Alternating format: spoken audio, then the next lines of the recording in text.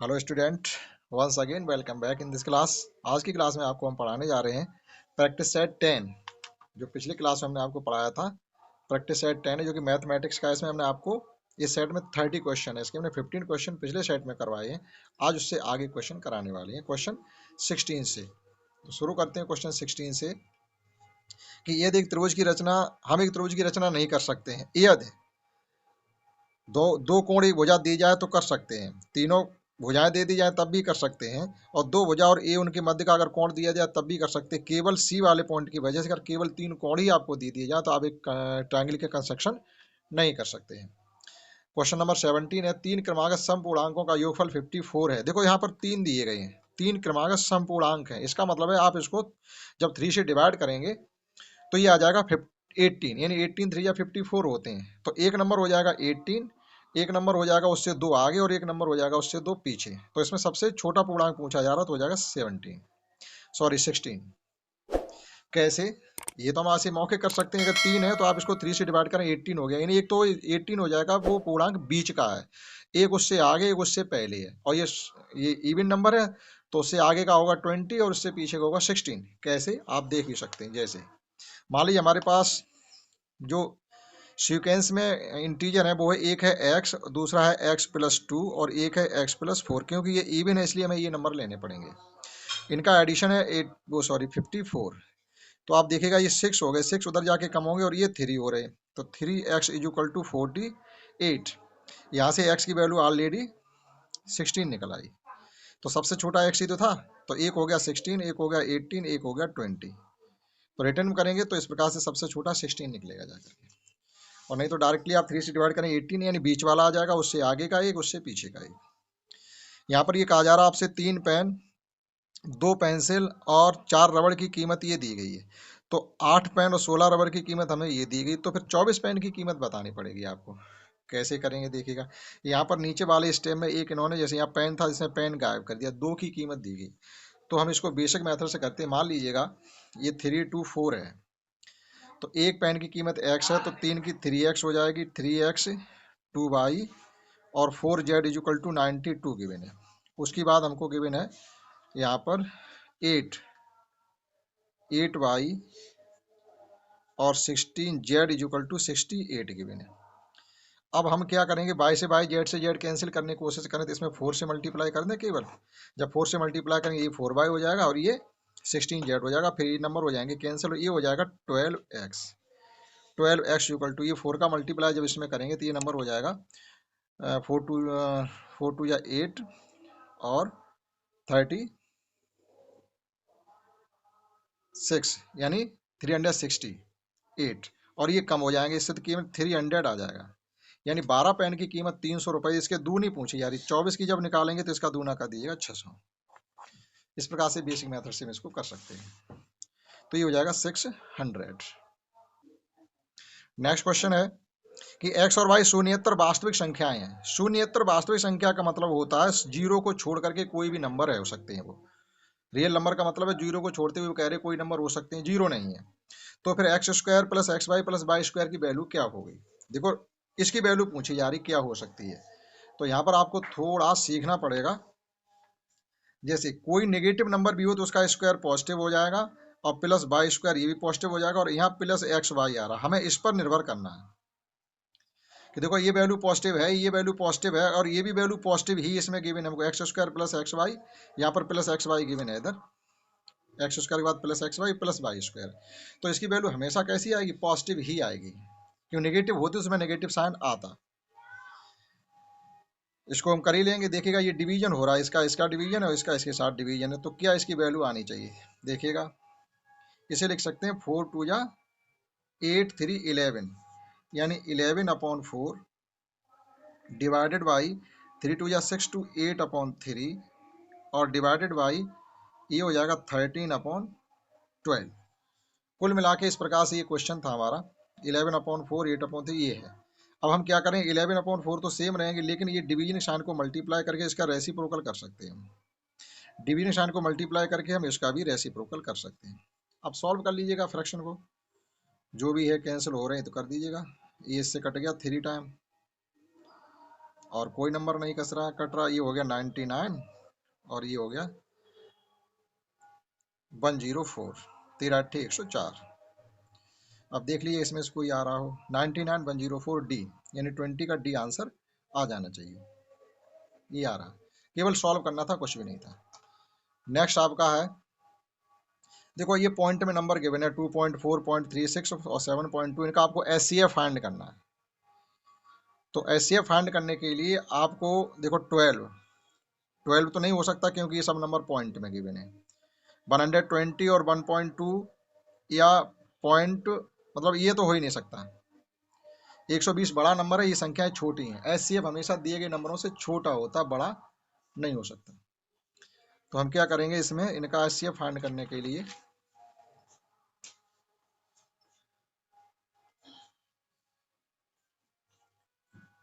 2.4 can be written as 24 0/100 और एक है 0.36, तो it can be written as 36/100 और एक नंबर है 7.2, इट कैन बी रिटन 720/100। तो जब इनका आप नंबर एचसीएफ निकालेंगे, 36 ही सबसे छोटा नंबर है और 36 की टेबल में ये नंबर नहीं आता 240।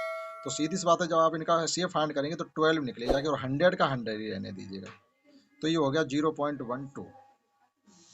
तो आंसर होगा आपका डी सही।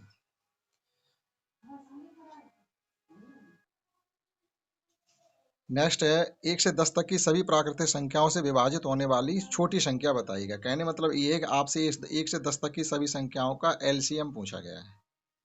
तो देखिएगा, थोड़ा सीखने के लिए आपको यहाँ से मिलेगा। हमारे पास नंबर हैं 1 2 3 4 5 6 7 8 9 और 10 है। इन सबका एलसीएम फाइंड करना। अब ध्यान से देखेंगे तो एक की कोई ज़रूरत है नहीं, दो 8 के अंदर है तो एलसीएम निकालने के लिए 2 की जरूरत नहीं है, 3 6 के अंदर है तो एलसीएम निकालने के लिए 3 की जरूरत नहीं है, 4 8 के अंदर है 4 की जरूरत नहीं है और 5 10 के अंदर है 5 की भी जरूरत नहीं है। हमारे पास नंबर बचे 6 7 8 9 10। आपको इनका एलसीएम फाइंड करना है। अब एलसीएम आप फाइंड कर लिए, जो भी नंबर होगा वो निकल आएगा। 2 3 7 4 9 5 3 7 2 9 5, फिर एक बार 2 से और 2 3 7 1 9 5, फिर 3 से 1 7 3 5, एक बार 3 से और 1 7 1 5। यानी इनका मल्टीप्लाई करना, ये हो गया 8 और ये हो गया 9, 8 नेम हो गए 72 और 15 सत्ते 105। इनका मल्टीप्लाई कर लीजिएगा,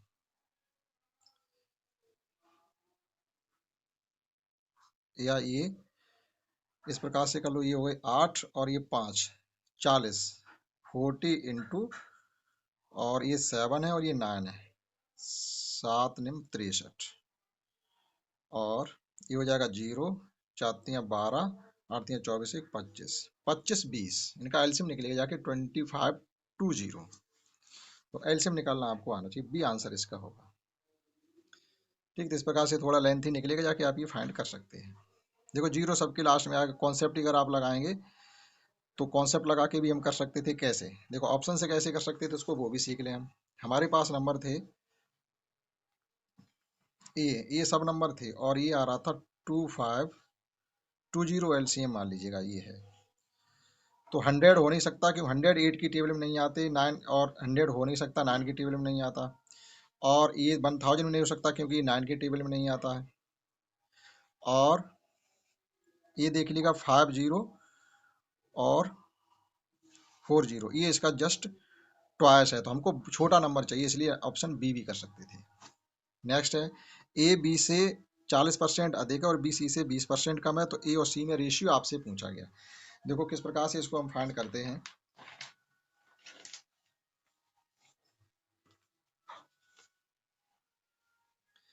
ए बी में रेशियो जो है इस प्रकार से है, ए रेशियो बी, ए 40% अधिक मतलब 140/100, ये कैंसिल हो गया, ये बच गया हमारा 7/5, यानी ए रेशियो बी आ गया है 7/5। और बी और सी में ये कहा यहाँ पे ये कह रहे बी सी से 20% कम है, तो कम के लिए लिखेंगे 80/100। वो 40% अधिक था, 140 हमने किया था। सॉल्व कर लीजिएगा, ये आ गया हमारा 4/5। अब हमसे पूछा गया ए सी में, तो ए सी में तो A/B इंटू B/C ऐसे किया जाया करता। तो A/B था हमारा 7/5 और ये था 4/5, तो ये आ गया कुल मिला के 28/25, यानी 28:25। इस प्रकार से इसको कर सकते थे। देखते हैं इसमें और भी क्वेश्चन है, उन्हें भी। किसी वस्तु का विक्रय मूल्य उसके क्रय मूल्य से, यानी जो SP है वो CP का 4/3 टाइम्स है, तो प्रॉफिट परसेंटेज आपसे पूछा गया है। तो इस प्रकार से देखिएगा, मान लीजिएगा उसकी CP को हम अगर x मान लें, तो SP हो जाती है 4x/3। तो यहाँ से हमारा प्रॉफिट क्या हो जाएगा? प्रॉफिट हो जाता है SP माइनस CP, यानी 4x/3 minus x, that is ये हो जाएगा जाकर के x/3 हमारा प्रॉफिट हो गया। अब हमसे पूछा गया प्रॉफिट परसेंटेज। प्रॉफिट परसेंटेज होती है प्रॉफिट अपॉन CP, ये इससे कैंसिल हो गया, इंटू 100, यानी कुल मिला के 100/3, दैट इज 33/1/3%। इस प्रकार से किया जा सकता है। तो ऑप्शन हो जाएगा डी। यह सभी प्राकृतिक संख्याएं ए और बी के लिए, यहाँ पर ये एक तरीके से इक्वलिटी गिवन है, यानी ये A*B=A² + B² - AB है, ये कॉन्सेप्ट गिवन है। तो 9 × 10 क्या हो जाएगा? तो इसी प्रकार से 9 का स्क्वायर हो जाएगा 81 और 10 का हो जाएगा 100 माइनस इनका मल्टीप्लाई 90, तो 100 से 90 कम हो जाएंगे 10, यानी 91। सॉल्व करना था। राम ने 500 रुपये उधार दिए, 2 वर्ष बाद उसे साधारण रुपये ब्याज के तौर पर 50 रुपये मिले हैं, तो रेट क्या था? रेट ऑफ इंटरेस्ट पूछा जा रहा। तो रेट ऑफ इंटरेस्ट के लिए आप क्या करेंगे?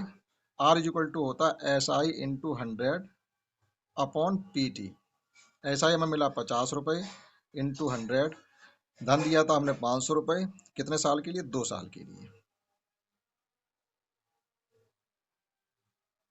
5%। 7 के प्रथम 5 गुणजों का औसत पूछा गया है।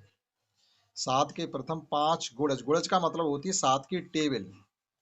7 की टेबल होगी 7, 14, 21, 28 और 35/5। अब देखिएगा, ये 7 इसको दे दो तो ये भी 7, 35 हो गया, 35 हो गया 70, और ये भी मिलके हो गया 35, तो कुल मिला के हो गया 105/5, दैट इज 21। एडिशन अपॉन 5 करना था। गुणज का मतलब होता है टेबल, और फैक्टर का मतलब होता है कि वो नंबर किसकी किसकी टेबल में आता है। 5 महिलाएं एक काम को 15 घंटे में करती है, तो उसी को 12 महिलाएं कितने घंटे में करेंगी? तो आप इस प्रकार से कर सकते हैं, जैसे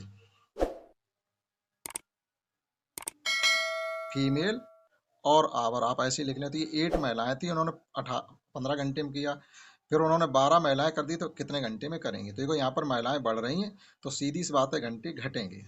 तो it can be written as 12/8। जिसके पास एरो है वो नंबर न्यूमरेटर में रहेगा, इज इक्वल टू यहाँ 15/x। सॉल्व कर लीजिएगा। 4 3 या 12, 4 2 या 3 से कट गए 5 टाइम्स, क्रॉस मल्टीप्लाई करेंगे तो x इक्वल टू 10, यानी उस काम को करने के लिए 12 महिलाओं को 10 घंटे लगेंगे। इनका एडिशन करना है। देखो आधा आधा 4 बार है, तो सीधी सी बात है 2 हो गए, और 1, फिर 1+1, फिर 1+1+1, मतलब इस प्रकार से बढ़ रहे हो। 1 हो, 11 हो, 1 3 टाइम्स, 1 4 टाइम्स। इनका एडिशन डायरेक्टली आप कर सकते हैं 1 2 3 4 और +2, यानी हो जाएगा 1 2 3 36। Option A. इस प्रकार से कर सकते थे, जैसे आपको एडिशन करने के लिए दिया जाए 1 1 1 1 3 टाइम्स, 4 टाइम्स, फिर 5 टाइम्स एंड सो ऑन, तो 5 तक है लास्ट, तो 1 2 3 4 5, ये एडिशन हो गया। और आधा आधा 2 बार 4 बार था, तो उसका 2 हो गया, तो वो तो यहीं तक तो था, तो 5 हटा दीजिएगा, +2 कर दो, 36 हो जाएंगे। 34 में 2 जोड़ेंगे। इस क्लास का नेक्स्ट क्वेश्चन है कि 16 पेन 24 किताबों की कीमत इतनी है, तो 4 पेन और 6 किताबों की कीमत क्या होगी? देखिएगा, इसके लिए आप क्या करें, देखो एक रेशियो निकल रहा है यहाँ से, डायरेक्टली ऐसे मौके ही कर सकते हैं हम। देखो इसमें 4 का जब हम 4 से डिवाइड करते हैं तो ये 4 आ रहा है, और इसको भी जब 4 से डिवाइड करेंगे तो ये 6 आ रहा है। तो इसको भी आप 4 से डिवाइड कर दो, 4 से जब डिवाइड करोगे तो ये आ जाएगा 2010। ये इसमें आंसर आना चाहिए, और ये ऑप्शन इसका कोई नहीं आ रहा। जैसे क्या किया गया है कि 16 पेन और 24 पेंसिल, इनकी कीमत 8040 है। अब इसको पूरे इसको 4 से डिवाइड कर दो, तो 4 पेन आ जाए और 6 पेंसिल आ गई, तो इनकी कीमत क्या हो जाएगी, 2010। सीधी सी बात अपने आप ही निकल रहा है, तो वो ऑप्शन ही हमको गिवन नहीं है। ठीक, तो इस क्लास में 30 क्वेश्चन कंप्लीट हो जाते हैं और सेट 10 भी कंप्लीट हो जाता है। आशा करता हूँ आपने समझा होगा। That's all. जय हिंद, जय भारत।